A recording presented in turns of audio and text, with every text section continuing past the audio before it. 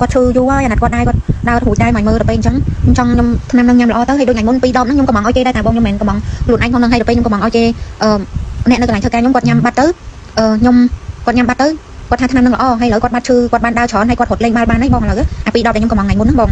ចាបងគាត់ធូរគាត់បើម៉ាក់វិញគាត់ថាកញ្ញាំដៃគាត់ហ្នឹងលែងឈឺហើយបង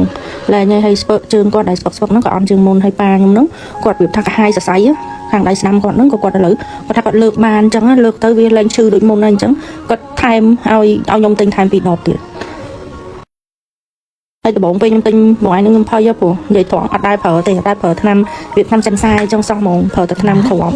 អញ្ចឹងណាបងដល់ពេលឥឡូវគាត់ធូរអញ្ចឹងខ្ញុំសប្បាយចិត្តធូរបានច្រើនដែរហ្នឹងចកេះហ្នឹងเราแต่ชื่อเราออนชื่อเชิญออนไปจะจัดสับปีร้อยไอ้เจิงคือจังได้เจิงเหมือนเจิงไปจะไปสับปีร้อยออนชื่อหมองอ่ะปากกายบอกกันเมนเลยนะแล้วทูเอ้ยท่านเผยบองกระทบประมาณไงนูเชื่อก็กระทบชื่อจะใกล้ชื่อจังชื่อจะกวางชื่อเอ้ยกระทบก็จะอะไรให้ย้อนกระทาจะนำลูกสู้บองจะนำลูกบานจำนวนนะด้วยแต่สู้แล้วบอง